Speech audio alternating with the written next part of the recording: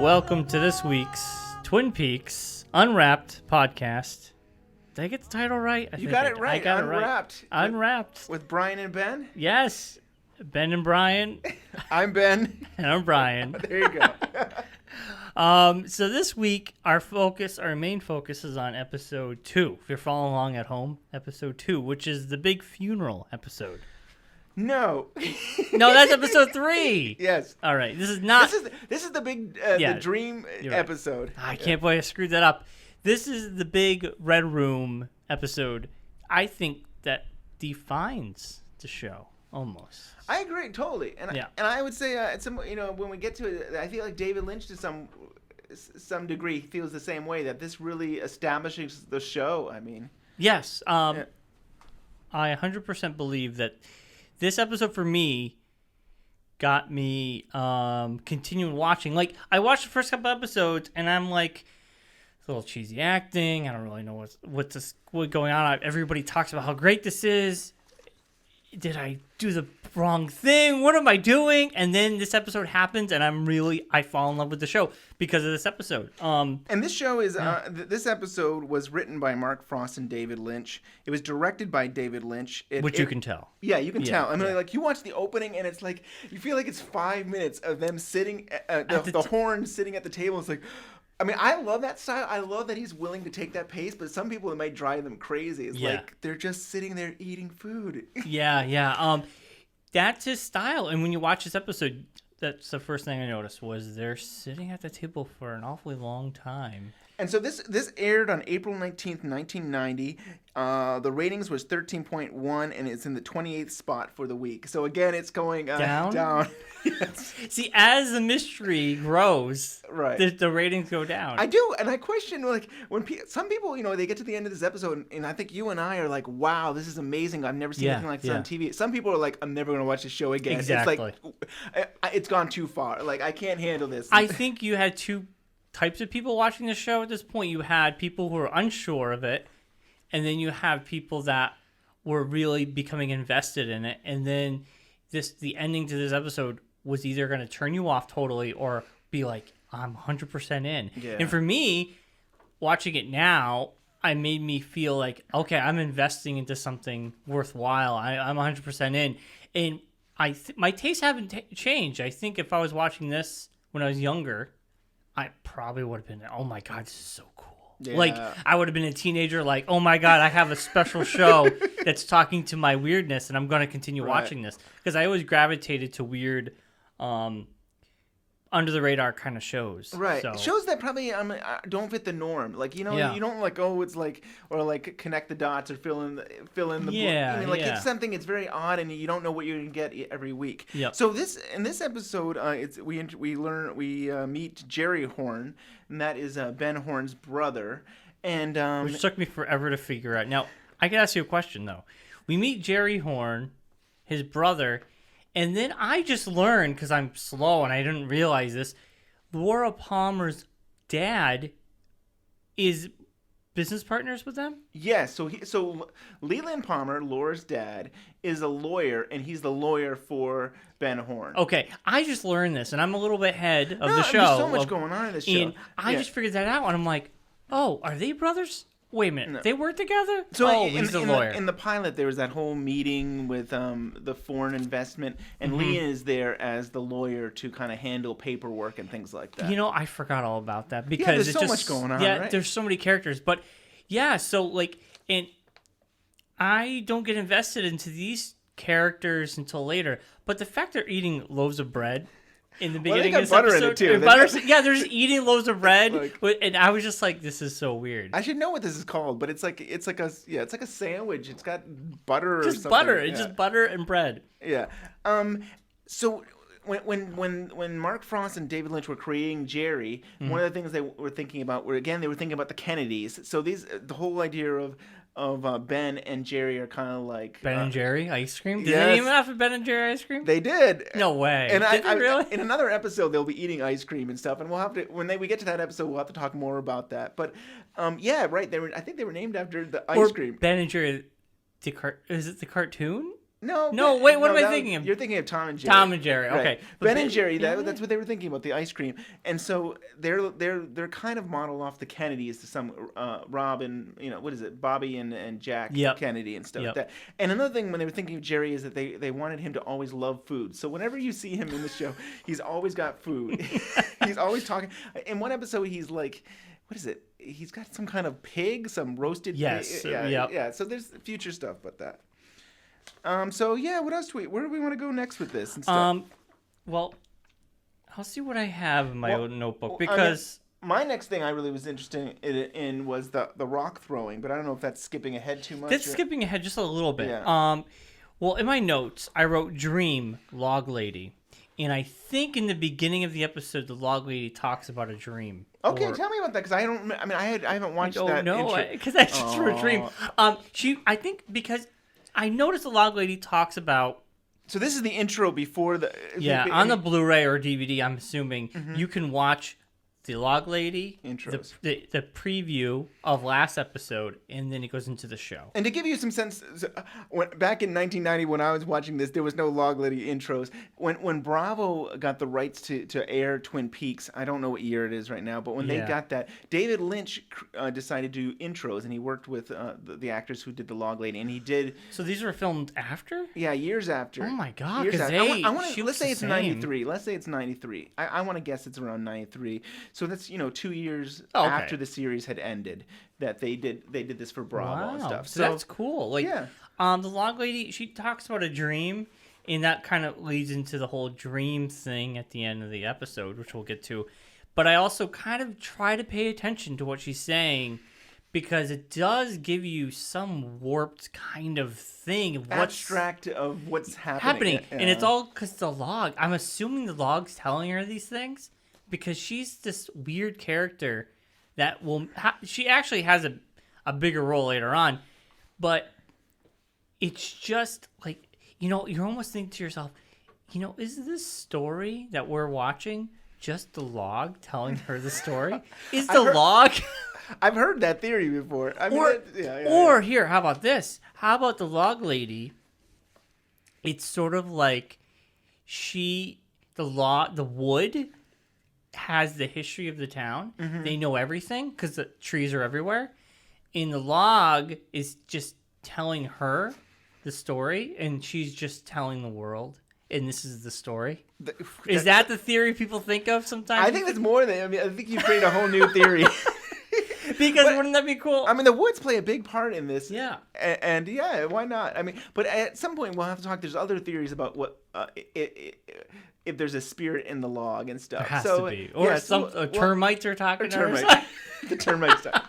Maybe. So when we get to One-Eye Jack's, which is Ben Horne's, he owns this brothel. It gets crazy. Very crazy. Or I guess a casino. He owns the casino. Casino with brothel. It's really a brothel. Yeah. In the casino is just a facade, I think. And I thought I'd just point out to you that they have red curtains in this One-Eye Jack's, which is the same kind of red curtains as the Red Room, and it actually is the same red curtains used and stuff like that. Oh, so, really? To throw you off? No, I mean, I think coincidence. It's two things. I think that they thought it looked cool, but they actually used these set pieces for other things. But I also think, they're always trying to make you rethink about connect things together. Sort of like almost like Easter eggs. And Leo's house had the plastic. She was wrapped in plastic. So you have Red Room, and then all of a sudden, you see these red curtains, and then later on, we'll see the Red Room. Yeah. And remember, again, when we get to the Red Room, the Red Room was part of that European pilot. So they shot that whole Red Room sequence before they even started the first season. So I mean, it was months and months. It might have been a year before they even got to episode 1, 2, and stuff. But we also meet a new character, Blackie. Blackie, yeah. She's the one that runs the casino. Right. What is it, Madam or Madam? Madam. She's the Madam. And we are introduced to her character briefly. We know there's more about her later on. I think at the end of the season into season 2. Right. And then I think this is the episode we go into One-Armed Man. The one-armed man. I mean, right? I think with this episode, I think Hawk just gives Cooper an update on that. I think all he does is he calls him up and so he's been tracking. So here's what happened: the one-armed man went to the hospital and was in the morgue area, and Hawk was following him. And I think in this episode he just calls Cooper and says, "Hey, I think he says he lost him and stuff." Yep. And do they meet with him in this episode? No, that's next. Okay, that's a future episode. But to give you some background, the one-armed man is kind of. Origins comes from the TV show The Fugitive, and there was this whole thing where this guy throughout the whole series was searching for the one-armed man. So is this sort of like a wink and nod at that? Yes, totally. And so there's constantly in this show TV and movie references that are sometimes they foreshadow things, and sometimes they're just a wink and a nod. So the one-armed man will come into later, and then we also find out that because we have it playing on in the background just so we have reference. But we also learn, I think this is the episode we learn about James and what's her name are an item. I mean, I think there was talked about in the last episode. James and Donna? James and Donna. Well, haven't they been? But didn't they come out with it like we love each other sort of thing? Yeah, they did. They've been leaning towards that since the pilot, though. In the sense that, but this is sort of like they're like we've always had feelings for each other. Because I don't think they ever acted on the feelings. No, they didn't act because I think partly because Donna was Laura's best friend and James was the secret boyfriend. But now Laura's out of the picture. Right. They have opened each other up, and we knew it was going to happen. We knew there's something there, but I think they kind of there's a scene where they're kissing on the couch, and we learned that they're now officially open with each other about the relationship. Yeah, it's something that's pretty cool. And so there's a scene where Cooper comes to back to his place there, back at the hotel, and he takes out his whistle and he blows it. To me, I think that's great because in the pilot he was whittling and he was making something, and now we actually see he's using it. So and he does it very comically too. Yeah, it's pretty funny. So I think this is the same scene where Hawk. You want to bring up the volume? We can just see. I think he gets a phone call. Special Agent Dale Cooper. Hello, it's Hawk. Hey, Hawk. How is Ronette Pulaski? Body and spirit are still far apart. What did you find out from her parents? Ronette recently quit her job at the perfume counter at Horne's department store. Everything else is quiet except this afternoon there was a one-armed man snooping around in intensive care. A one-armed man? Left. Did you question him? Negative. I pursued, but he got away. Maintain an around-the-clock watch on Ronette, and we'll speak in the morning.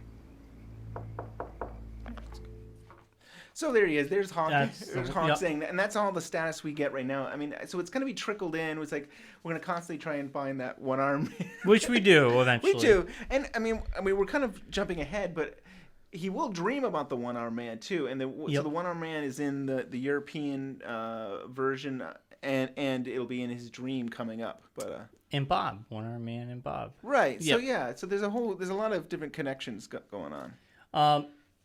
So also in this one we talk about Big Ed and Nadine, and the Nadine thing, I was just like, what is going? Is this like a weird subplot where Nadine is on an exercise machine and she's real quick with a patch, and I'm like, this is weird. What is going on with her?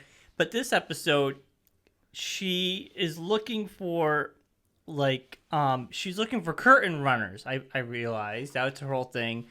And she wants to make them quiet curtain runners. And that's been going on throughout the series too. I think because we saw, I think it was in the pilot she was already moving back and forth. But I didn't get it because she kept doing it, and I'm like, well, they're working perfectly fine. Why do you need? What's the big deal?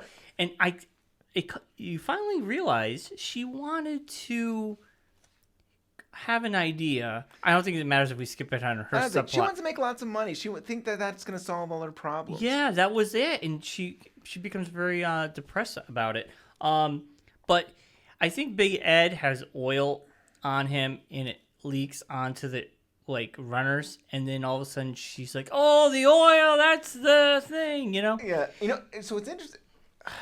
I mean, we're jumping ahead, but I find these things. They don't seem to me like coincidences. So she's doing that rowing thing, and she does bend it back and stuff like that. And it's interesting that in the dream, there's like, sometimes my arms bend backwards. This is what Laura never put that together. She together. says, sometimes my arms bend backwards. And here we have Nadine. She's clearly bending it backwards because she's breaking the arms. I mean, is it coincidence? I don't know. It just seems kind of funny in a way that we have these. Is that a clue? I don't know if it's a clue, really, but I'm just saying that these things are just funny. That like. Oh my God! I think you might have told me the killer, Ben. I am hoping it's not true.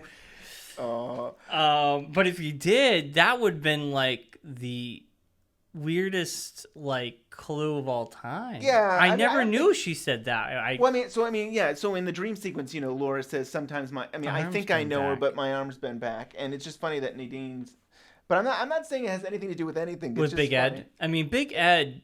I don't want to. We can talk about Big Ed and Nadine later on, but that's what you find out in this episode. Yeah, anyway. there's a sequence where Mike and Bobby go into the woods to get the football. I think they're getting I think they're getting more drugs. I mean, they owe Leo money, but they're going to get drugs. And then in that sequence, Leo actually is there, but at the same time, there is a stranger in the woods, and he's behind a tree. And I always thought it was Ben Horne, but I don't think I could ever see the quality on a regular standard definition TV. So I was like, you couldn't really see. You could just see there was some kind of figure behind a tree. Yeah, and now in a Blu-ray, you can definitely see the person's wearing a ski mask, and they're kind of built differently. And I don't think it's Ben Horne anymore. I mean, but at the time, there were episodes future where I could have thought. So this is a mystery that is never solved. So Leo. They put up this. Leo? Because Leo does have a ski mask. No. Leo's there. So Leo is meeting with Leo's actually. Oh, I remember this scene. Okay, yeah. They're in the woods and. So Leo. So Bobby, Leo, and Mike are getting. And Mike, you never see again. He's around here and there. Yeah, like he seriously disappeared. I mean, I'm just remembering Mike, and I don't remember. I mean, throughout the series, where does Mike go to? They have so many characters that I think they forget about characters from time to time. Mike. They'll bring them back. They forgot about Mike because I honestly. Oh man. Where did Mike go to? I mean. So my point was just that that mystery man that's in the woods with the ski mask is never revealed. Like we never find out in the whole series who that guy is. So, because it couldn't be Hank, because Hank we haven't met yet. Hank is still in jail at this point. So, but he has a ski mask. And again, he's somebody that I don't think would wear a ski mask. I think he's somebody that would just be open and have no problems. The only person that has a ski mask? Laura's dad. This is jumping way ahead. No, don't. Yeah, we're not jumping ahead. Let's go back. We're not jumping ahead. We'll get back to that. All right. So this. We don't know who that guy is, but I have theories. We have theories of who could it be. But I think you should keep that, and we should talk about it in the future and stuff. But you probably did make a point that it's good to bring up later.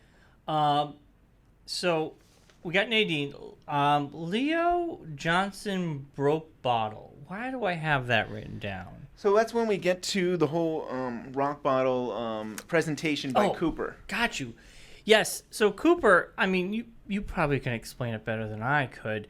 So he we find out that Agent Cooper is a receiver of some sort. I think this is the episode where he says that he's a strong receiver. He's a strong receiver. I don't know. I think that's in a future episode again. I think that's episode 4. So I think it's still 2 episodes ahead. I think. I could be wrong about that, but I think that's in the future. Well, anyway, we do find it, but he has this rock thing. Explain the rock thing, and in the plethora of donuts, which we always see. The Cooper rock throwing demonstration. So he had a dream some time ago about Tibet and this whole idea of how to kind of channel his energy in an experiment where he basically writes down names and he will throw rocks at the bottle, and it's closed that he should make some notes about that, and if he breaks it, that's really important. So is this based off anything true? Do you know with No. research, or is this something they made up for the show? It's something they made up for the show. So around this time, David Lynch actually met the Dalai Lama in Hollywood, and he tells Mark Frost this. He's like, "Oh, we got to find a way to share this, bring this into Twin Peaks." And so this is kind of something that they put on Cooper, where they talk about Tibet and they talk about the people and all that. And so so that's kind of something new they've introduced. There's some points I want to make, some continuity issues that I found interesting. Let me see if I can get what I want to say here. I don't even see my notes. I'm sorry. Well, I guess I'll just have to tell you without seeing. Oh, so there's some continuity issue. Oh well, now we've gone to into. Sorry. So Okay. What was it the rock throwing? Because I think I might have noticed something where it was a little. I think he throws it, or they show it, and it looks like something was broken, but they cut back. I do remember seeing something weird, but I cannot remember what it was. So give me 2 seconds. I'll get it. So what happened in the continuity issue is like he's circling names. Let's see if I can get. I just want to get my facts together. Oh, so the chalkboard was inconsistent. Right. Sorry, I don't. We don't. All right, I have to get going. Sorry. Well, while you're looking at that, I can just say, I think Leo was a broken bottle. That's correct. And Johnson, Leo Johnson. Leo Johnson was a broken bottle. So that was the big reveal that Leo Johnson had something to do with something. Right, and you've been saying, even in the last episode, you were saying that it seems like they're leading towards Leo is the killer and stuff. So this is Wrapped in Plastic magazine, issue 10, and they talk about the continuity issues with this whole rock throwing thing. Mm-hmm. So I'm going to read a little bit about it. Okay. The television version of the scene contained a slight continuity error that indicates script material was filmed but later edited out. Cooper discusses the meaning of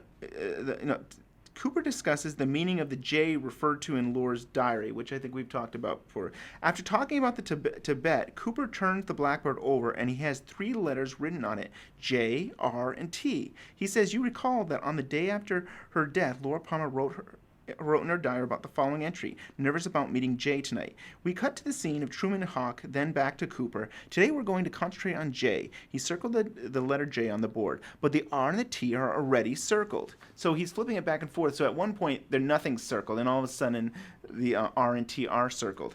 That's because the missing dialogue. After mentioning the quote from Laura's diary, Cooper adds, "Remember also under the nail of the ring finger of Laura's left hand, we discovered the R. Mm-hmm. In addition, under the nail of the ring finger of the left hand of Teresa Banks, the girl who was murdered last year, we discovered the letter T." Clearly, Cooper is circling each letter as he says them. Cutting the dialogue results in an unexplained rings on the chalkboard. So, I think that was interesting. Yeah. But also, I think you talked about in one episode, we were trying to remember the letters. Yes, the R, but I also said the R looks like the font from the double R. Yes, that's pretty cool. Exactly like the font. I never knew that, so that's pretty awesome. And the T is from Teresa, and so, that's something. So, I guess I was thinking we could move on to Invitation to Love. If I don't... I'm going to mess this up. Invitation to Love. So this is the first reference to Invitation to Love, and on this episode, which is a soap opera that all the Twin Peaks. Oh yes, I want to know. Do they all connect? Do they all make one big show if you put all the Invitation to Loves together? Well, I'm glad you said that because it's it sort of reminds me of The Simpsons when they took all the Troy McClure movies on YouTube, right, and it made a movie. Yeah, I don't think it'll fit as nicely as that. If you put your finger lower, you can scrub really fine. Go real low. Okay. I know he's teaching me how to use the iPad. I've had this iPad. There you go. Perfect. Oh, back a little bit. Back. One more. So right. No, you go back a little bit, okay. And then we'll play it. Back a little bit more. Okay, and let's play that. Right there. So and that's the end of the rock throwing. Invitation to Love. Each day brings a new beginning, and every hour holds the promise of an invitation to love. Right. And then she says, "Yeah, right," which is when she's saying "yeah, right," there's a picture of Leo on the TV, and so he's every day is an invitation to oh, it's wonderful and great things are going to happen. And she looks at, and that's what originally, when she met Leo, he had this shiny red car and he seemed like a great guy. Uh-huh. And it's not really as good as that, but I know he must have been some really nice guy because he's a real jerk. How did he land her? It's just did she not know? I mean, she was young. She was still in high school. But they're still young now. I know. She's still in high school. She's a dropout? Yes. Yeah, so I'm they've had to have been married maybe, in my head, I picture Leo and, what's her name again? It's Shelley. Shelley. I picture them together for not even a year. Like, Yeah, I agree. They I were think that's right. they were together. They got married on a whim. Like they just shotgun wedding. Yes. She was like, I'm in love. I'll drop out of school. I'll work at the diner. And then You're gonna wash my clothing. Yeah, like turns into a jerk like the Oh, moment man. like their honeymoon, like, and then she's just too nice and scared Right. to leave him. Yeah. And so she's just stuck in this like abusive, loveless marriage. Yeah. You know? Totally. So, interesting thing is, I don't think we've gone into what the date is and the year and this. So the show aired in 1990, but the actual Twin Peaks story takes place in 1989. I didn't know that. And this episode takes place on a Sunday, which I know it's really geeky. Wait, did the whole episode take place? No, because there was a night scene. Well, yeah. So usually they're about one day. Sometimes they're like from night to night or something like that. So I think this episode. How did this episode start? It started. Well, you had. It started with them. I think having dinner, I think so it was basically a night to night. Yeah, I think it started with the Saturday night, and it went to Sunday night. Okay, because we had the meeting in we the had park at night. Yeah, and we had the Hornes eating dinner, and then we had So yeah, that's what it is. So, anyways, a soap opera doesn't usually take place on a Sunday, but clearly, I mean, I guess they decided it didn't matter to them that. I mean, some people said, well, maybe it's just a commercial for it, but there was actually dialogue that was cut that talking about more introducing these characters and stuff. Well, this is actually the only show they ever watch. Well. So it's the only. Well, I think there was some news. I think in the pilot, Yes. Shelley was watching news, and they might have watched news one other time. Later on, there is a news, but other than that, it's the news in this one show, and everybody has it. It's always on. Right. Maybe they only have one network where their Twin Peaks might not get a lot of reception, so Maybe they have like that's it. one Right. show. Now, and you always say there's too many characters already on the show. Well, when Invitation to Love has a lot of characters too. You have like the sisters and the dad, and then there's this guy, and it was pretty complicated too. And so there was a whole cut scene about these characters. I'm not going to get into them because I don't think they brought this little clip brought anything to the regular story. Yeah. Whereas other episodes, there were some really cool like Invitation to Love scenes that kind of like either echoed or kind of shared what was happening in their lives. But if you ever wanted to see the entire all of the segments that were deleted, that were not even shown of Invitation to Love, you could go to YouTube, and the channel is Twin Peaks Archive 1. And this person has a Twin Peaks Archive website where they archive a lot of Twin Peaks type of stuff. So And if they you're put all Invitation of Love. Yep, I gotta watch it's that. it's just one long video. I want to say, I don't know if it's like 40 minutes or something. Oh but my it's like, God. it's everything. And like I said, I think I said to you, Mark Frost, co-creator, was the one that directed all of these. So it was Really? kind of his baby and stuff. But I thought I'd share that. That's pretty cool. Yeah. So where should we go from here? Well, let me see what I have in my notes. We have the rock throwing. Albert and team we're introduced to in this episode. Oh, Albert. Now, the actor, you might recognize him from others. He's been in a lot of. Is he on like a CSI or something like that, or one of these cop I feel drama like things? he was. Oh my God! Now I can't remember. He was on like, I saw him. I go, oh my God, that guy. You're right. And he was been on tons of other stuff. Now I have to IMDb him. But Albert is sort of like the total opposite of Cooper, where Cooper is very polite and nice and respectful. Albert is just a jerk. He is. Rude. And I was going to bring it up in the next episode, but since you're bringing him up, Harry Payton, who will be writing the next episode, wrote a lot of the dialogue, and he was the one that kind of did. He was the one that if it was mean and sarcastic lines, it probably came from Harley Payton. Oh, really? Yeah, so that was his thing. I'm trying to look for. He played Agent. He has been in.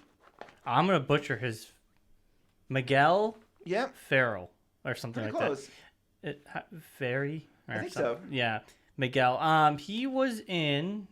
God, I see him, and I'm like, I know he's been in tons of stuff.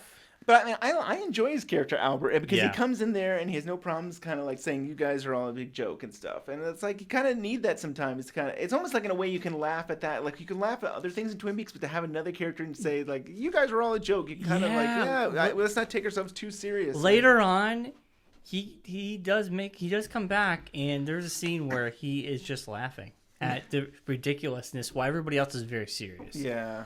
He's currently in NCIS, but you might know him Iron Man 3.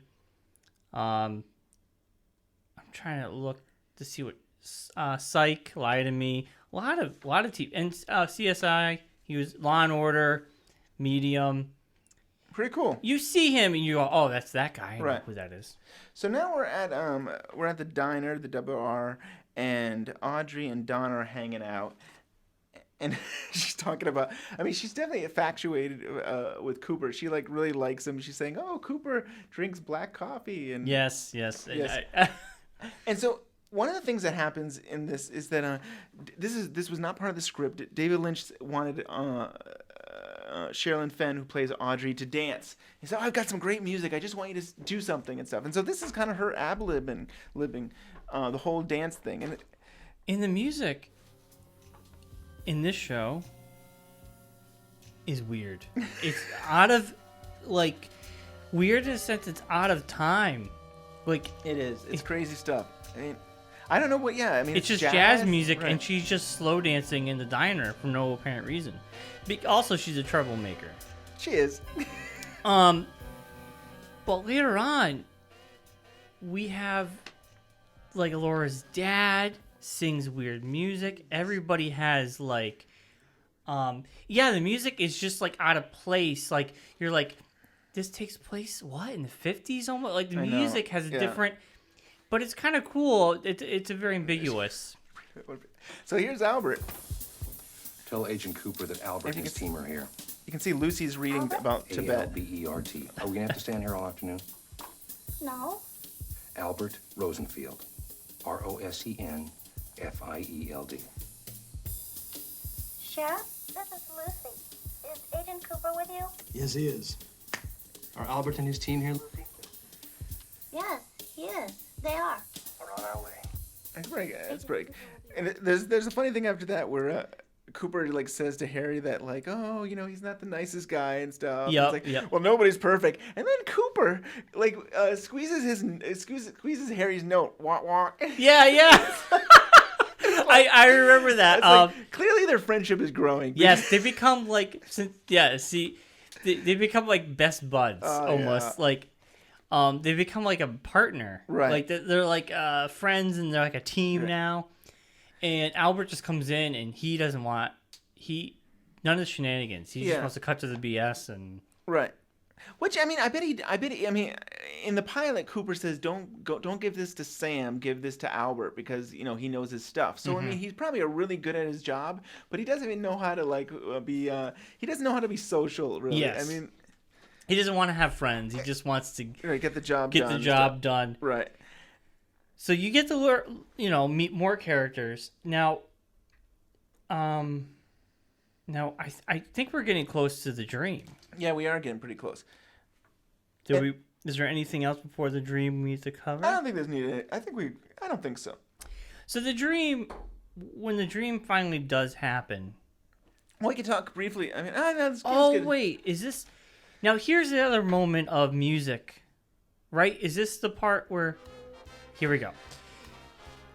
This music's playing while Laura's dad is spinning a circle crying. He's dancing with Laura. Laura, yeah.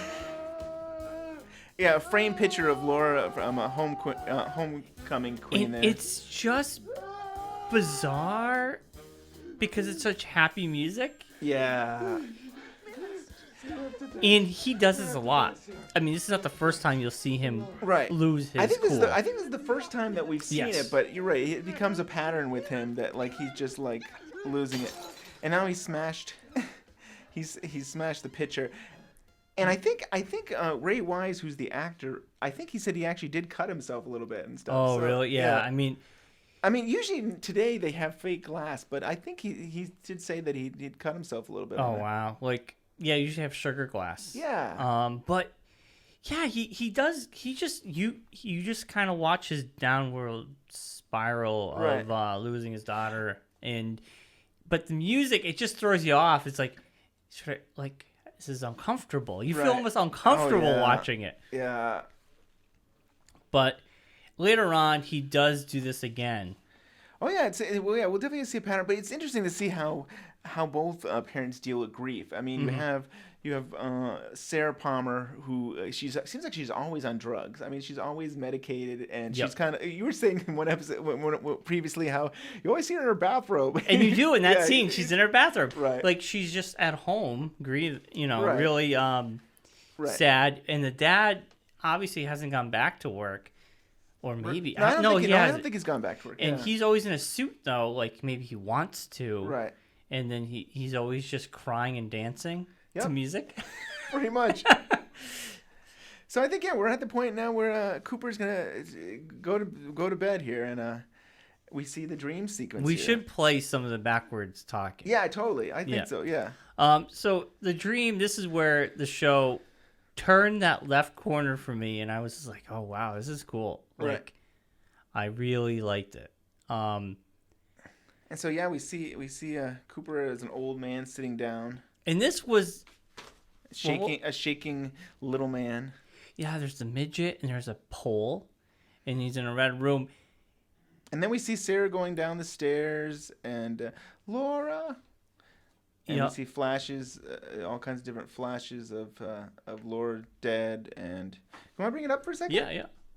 The magician longs to see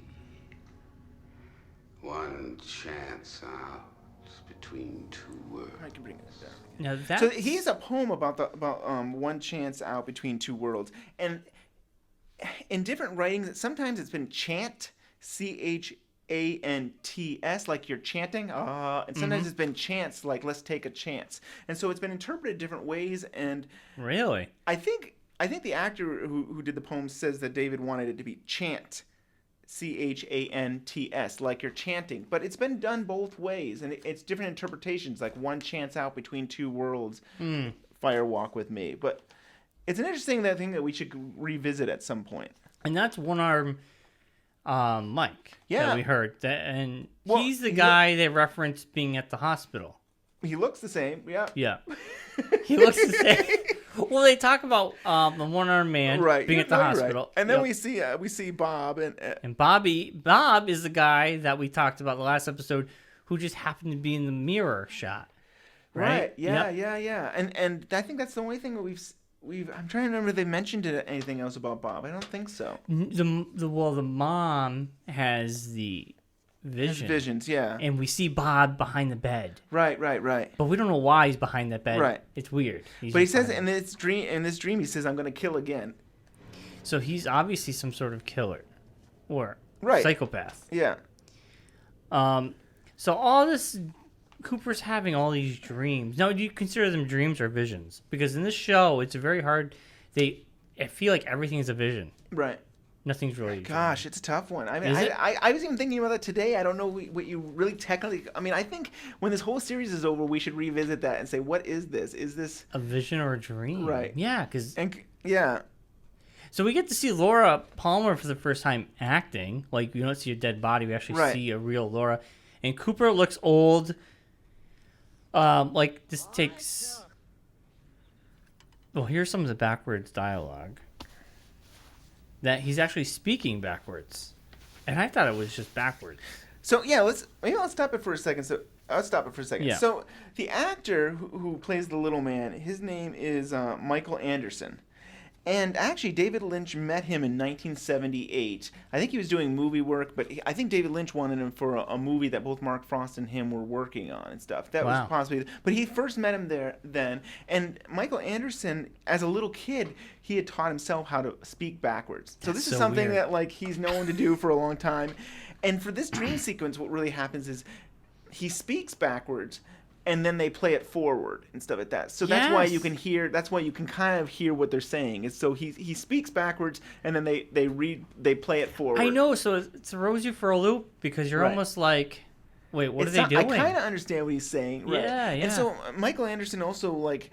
I think would help other actors because I mean, for Laura Palmer's actress, she had to learn how to say things backwards as well and stuff. So he was there for that. But yeah, I wanted to share that with you. Do I want to get into the other stuff? I guess so. Yeah. So I want to give you some as the history or some background on how the Red Room came about. Yeah, yeah. Because basically, that's the Red Room. I mean, this is giving you a lot of information about how the show is going to go. But, like you said, this Red Room scene was presented differently at one point in time. So this is a book called Lynch on Lynch. It was edited by Chris Rodley.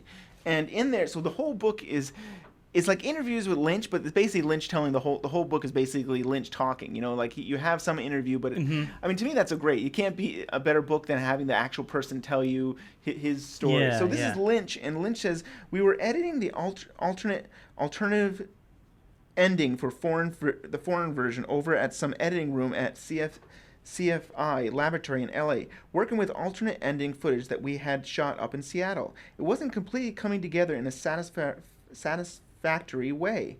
One night about 6:37 p.m. in the evening, I remember it was very warm.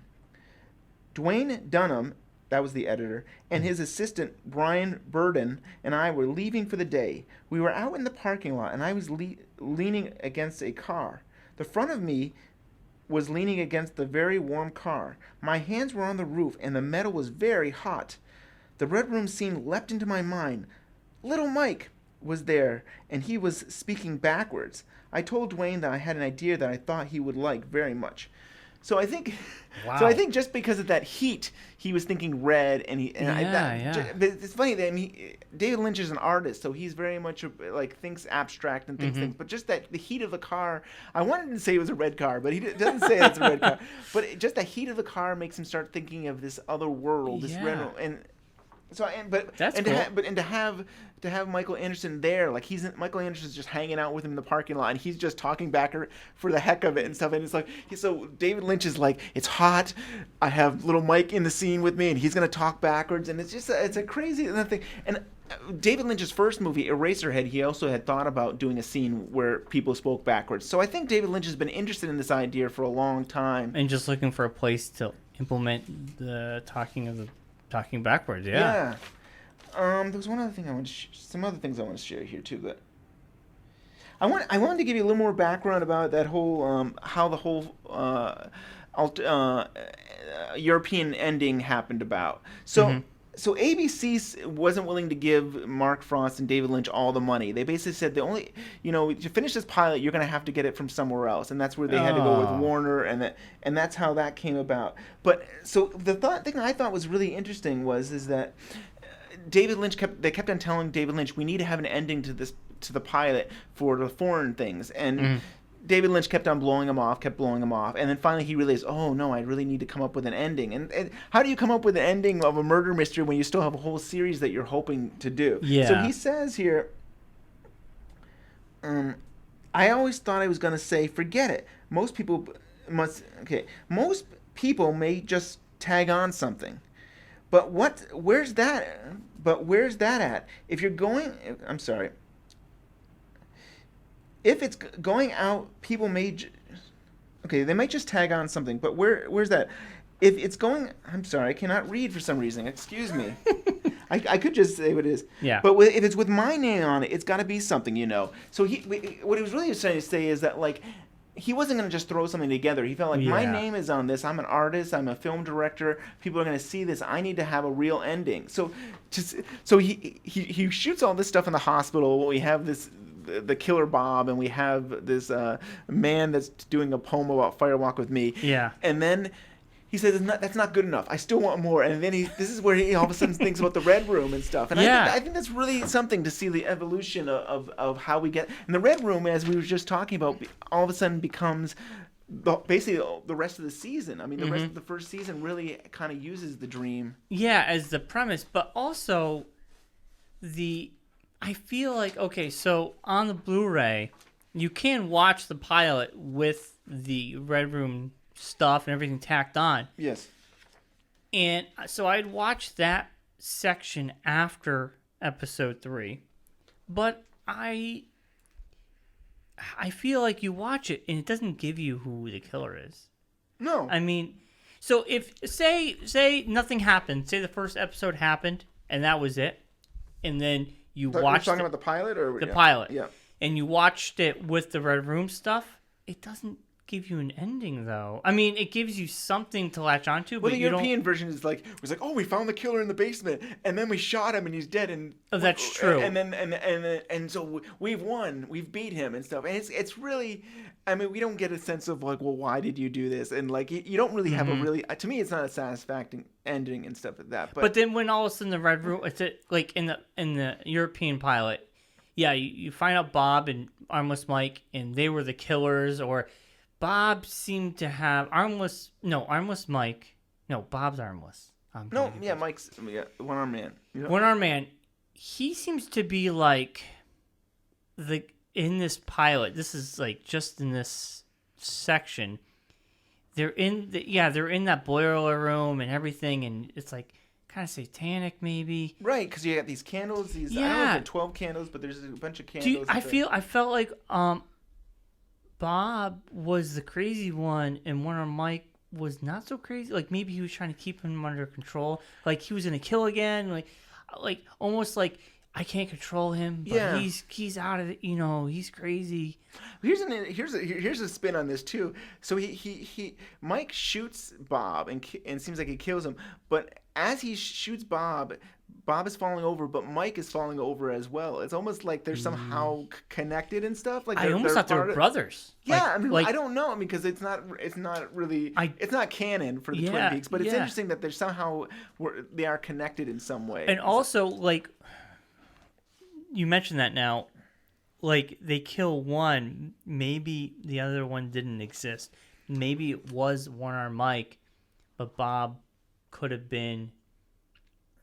Because this show strays from the norm, maybe Bob was him, but just a different, like... Who knows? I mean, yeah. It could have been the psycho version of him. And so you wonder, like, what would Twin Peaks have been like if they never were forced to make a European, that was the ending. Film. Like, if they were never forced to have to make this other complete film for Europe or whatever. They would never have shot the Red Room. And then what would our season have been like? The rest of the first season, what would that have been like? So it's interesting in a way. Like sometimes your hand is forced and actually makes you more creative. And I think David Lynch would agree that sometimes, these things happen and they're for the best. Yeah, I do agree with that because I think like if they weren't forced, maybe the show would have went in a different direction.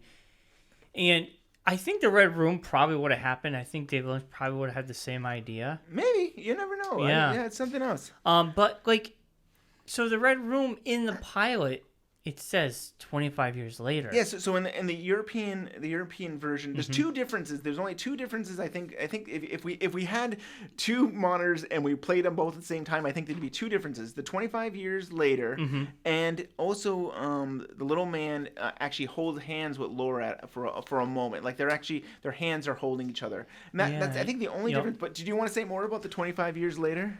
The only thing I had to say is like. Because I don't remember what. Well, you can say it right now. We're at the 25-year period right now. So yeah, that's true. It's kind of cool. Yeah. So it's interesting because will they address this? Address it, and what if? Well, they can't address it because it really wasn't a dream. It was a vision, and because that pilot wasn't part of the series. That ending. So right now we're in episode 2. If we look at episode 2, where we do now have. Oh, I see. Oh, well, yeah. Well, okay. 25 years never really happened. I'm going to cheat a little bit. The next episode, Cooper will sit down for breakfast, and he will say, "And it was 25 years later." So he does actually does he? He does actually say it. So I mean, when we get to the next episode, he'll sit down and say, "And it was 25 years later, and I was an old man, and I saw, So in his head, in his vision, he saw the 25 years later. Yeah, and he just made it up in his head, right? Like how did he know exactly? I just had a dream, and 10 years. I dreamed 10 years from now that I was. He looked pretty old for 25 years later. I know. Especially when you know what the actor is now. So they could start off the new show with him sitting in that same chair in the Red Room. Why not? And It could be interesting, yeah. They could start the whole show off like that. They could. I never thought to do it that way. I mean, I always thought there's other ways to introduce him, but yeah, they totally could start the whole... Without the makeup, because he looks old now. He looks wrinkly. So you start the show off with him and Laura and everything, and then maybe that can take us on a new journey. Totally. Yeah. So I'm going to share some other things with you that I think is interesting about the Red Room. So David Lynch wanted these red curtains to be really red, and so he made sure he wanted the lighting guy to make it as bright as possible, the light. And so actually, I think you can see in the there's these circles of white circles of light where they're basically like probably spotlights on it. And then what he asked to do was he said, I also want to have a bird flying by on the curtain and stuff like that. So what they did is they had another spotlight, and in the spotlight they had a like a design of a bird in there, and they used that spotlight to actually kind of show a bird going by. And the bird, there it goes.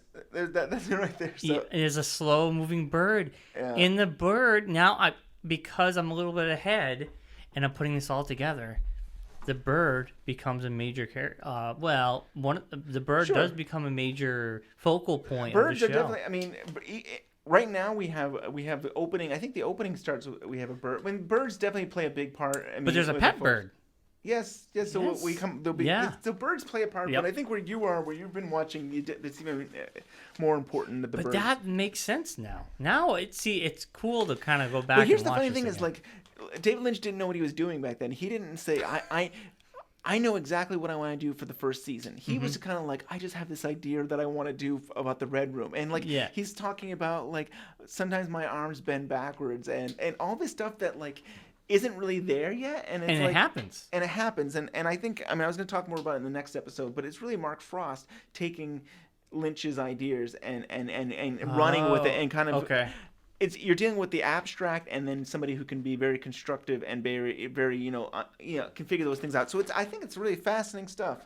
So do you want to do any more? We'll take the... I've got good news. Yeah, it sounds so weird. That the mule is going to come back in style. So that gum reference... I mean, I know on Twitter he said that to tell everybody... Oh, here, pause it, yeah. I want to... See, it's fascinating to watch this now. Right. As after what I've seen. But, like, the gum you like is going to come back in style. I don't think I remember seeing Andrew Cooper chomping on gum. Right. So, what is that? I mean... Can I say that will come up again? So it will... I mean, it's coming. I mean, you're right. I mean, there's not in the near future. The reference doesn't come up, but it will come up again. But I think season 1 though. No. Okay. I don't think it's. I know because most of the dream, this dream kind of is played out in the first season, but it will come up again in the second season. But I think we can look at it as that gum you like is coming back in style. That like what was old is new again. Okay. Yeah. And you can just look at it as simple as abstract because yeah. the dream is abstract. And then when he says, I'm her cousin. Right. And Laura's sitting next to him. Now I want to talk more about that in the next episode. Because we do meet. All right. I'll leave Let's that. save some stuff for the next episode. Okay. Yeah. I'm trying to think if there's anything else. I think that's mostly what I wanted to talk about. I don't know if there's something else that you want. No, I think we've covered the episode. But doesn't she? Almost exactly sweet wash for Palmer. Wait a minute. Okay, so you gotta pause it again. It is Laura Palmer. So he says, doesn't she? Now, does he say I'm her cousin, or that's her cousin? Doesn't she look almost? Yeah, I think he does say that's my cousin. That's my cousin. Right. But and then doesn't she look almost like Laura Palmer? Right. I don't take it. I wouldn't take it literal. Okay, I'm not gonna say literal. I would yeah. Because, I mean, without talking about it, yeah, we'll talk about it next episode. Okay, we can continue. I'm sorry. I'm gonna. Are you Laura Palmer? I feel quiet. No, we're some arms. My arms went back. So that's when she said, "But my arm has bent back." Yeah. She's very fishes. I don't know if I missed this point where I may have missed a point where Where we from? I'll talk about it in the next episode. Never. Birds sing a freshy song. I mean, these are all stuff that's going to be played out Yes. in some ways throughout the first season. Music in here. All this stuff does take yeah. I mean, there's references, and it's kind of like we try to the abstract and try to put it in the real world, and It's almost like you should watch after season 1. You should go back and rewatch just this scene. Yeah. Because you can fill in the blanks. You go, oh my god, the bird. right, Oh my god, this and that and the other thing. right, yeah, totally. And there's a little man dancing now, and And this is the only time they actually end the episode with him well, they do it later on, but usually just a picture of you're Laura. right. For the most part, that the credits are always Laura, the homecoming queen picture in glass. And in this ending, they decided to feature a little man dancing. Some more. Yeah. That's where most of the people turned it off and said, I don't know what I'm watching. Now Laura is going over to Cooper and telling him a secret. And then she's gonna And we kiss don't him. find out what the secret is, do we? I don't know. Well, we gotta get there. We gotta get there. Yeah. I think they do a pretty good job of everything that. Yeah, you'll see. Oh, she kisses him and then. Well, I think that's probably it. I mean, that's it for the episode. I mean, there's a lot in this episode. This is my favorite episode. So you know what's something I only recently learned? Chevron pattern. That the pattern on the floor is called chevron of art and stuff. I didn't even know. What's the car? A red Chevy? No, I don't know. Corvette? I don't know. A red... Oh, that's the Leo there, right? Yeah, but what was a red Corvette? I think. Corvette. Right. Now this is the funniest part. His hair is always slicked back. It's like Woody Woodpecker. And it's sticking up because he has so much gel in his hair. The funny thing is both the European version and this version has his hair sticking up and stuff. So yeah, I love this scene. It's just funny, and he continues dancing like the. Oh yeah, he's kind of moving along. He's snapping his fingers. There, Cooper there. So I think that's it for this episode. I mean, it's kind of cool. I really enjoy looking at that again from a standpoint where I am in the show. Yeah, I mean, I honestly think like I think I wanted to end before we go on Lynch having to say something again. Mm-hmm. So this is the Lynch on Lynch book, and this is something he has to say. The Red Room scene was the most fun I've ever had shooting something, and the result was so beautiful to me. It was done for the alternate ending European version, but the scene has repercussions all throughout the Twin Peaks series. Kind of like we're saying, like it's something that is lasting and stuff, and I feel the same way. Yep. It kind of almost it defines the show. I think when you think of Twin Peaks, you think of that scene. Yep. It's kind of the defining moment, and it's also the defining moment for the viewer at the time to say, "Well, are you on board with this? Right. Or are you not on board with this?" Some people can be like, "If you can't handle this, you shouldn't watch anymore." Yeah, pretty much. This is the jumping off point, so you better get off or stay on. But I stayed on because that was cool. It was a cool episode. But next week we'll be talking about episode. We're going to episode 3, right? 3, yep. Yeah. The funeral episode. Yeah, I have a lot of notes for 3. Cool. So and so we're gonna end with another Diane tape. Yep. And this one is this is the from this is an audio cassette tape that was back then in 1990, done by Scott Frost. He wrote it, who is Mark Frost's brother, and Kyle MacLachlan does the voice stuff for it. So here you go. We'll end it with this. Thank you. This So do we want to say anything about like how they can contact us? Or yeah, we should start doing. Okay, we're on Twitter. Yep. What's the Twitter again? Well, it's Twin Peaks Unwrap. Unwrap. Yep. But I think if you search Twin Peaks Unwrapped, you'll find us. And then we're on Facebook, Twin Peaks Unwrapped. You can like us on Facebook. Yep. And you can find if you want to email us, it's twinpeaksunwrapped@gmail.com. Yep. And you are Bryon and I'm Ben. Yes. And we're out of here. See it.